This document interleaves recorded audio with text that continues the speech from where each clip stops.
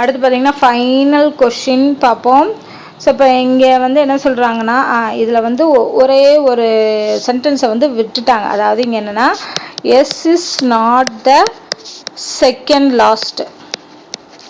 So இது நான் வந்து நெட்டில் சர்ச் பண்ணி பார்க்கும்போது இந்த லைனவே கொஷினில் விட்டுட்டு தான் கொஷின் கொடுத்துருக்காங்க. ஸோ இது வந்து தப்பாக தான் வரும். அந்த கண்டிஷன் இல்லாமல் போட முடியாது. ஓகேவா? ஸோ இப்போ பாருங்கள், 7 எக்ஸிக்யூட்டிவ்ஸ் இருக்காங்க, 7 பேர் இருக்காங்க. இதில் U reaches immediately before P, அதாவது பிக்கு முன்னாடி யூ வந்துடுது. அப்போ என்ன அர்த்தம்? யூவை விட கம்மியான நேரத்தில், சரி, பியை விட கம்மியான நேரத்தில் யூ வந்துடுது. ஓகேவா? ஆஃபீஸ்க்கு. But does not immediately follow S, அதாவது எஸ்ஸை வந்து இமீடியட்டாக ஃபாலோ பண்ணலை. அப்போ என்ன அர்த்தம்? பக்கத்தில் இங்கே யாரோ ஒருத்தர் இருக்காங்கன்னு அர்த்தம். ஸோ இப்போ என்ன அர்த்தம்னா, யூக்கு முன்னாடியே ஒருத்தருக்கு முன்னாடியே அந்த மாதிரி எஸ் வந்துருச்சுன்னு அர்த்தம். அடுத்து R is the last one to reach. R வந்து கடைசி, நடுவில் யார் வேணால் வரலாம்.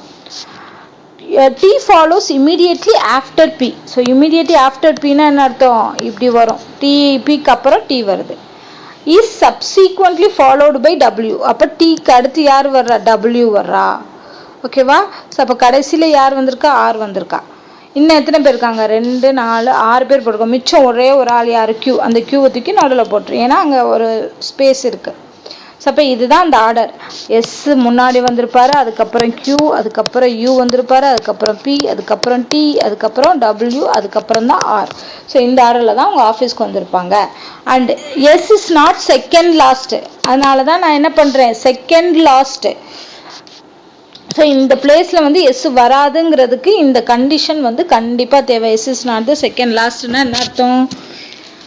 இந்த இடத்துல கண்டிப்பாக என்ன வந்திருக்க முடியாது? எஸ், அதாவது இங்கே இந்த இடத்துல எஸ் வராது அப்படிங்கிறதுக்கு இந்த ஒரு கண்டிஷன் வந்து வந்திருக்கணும்.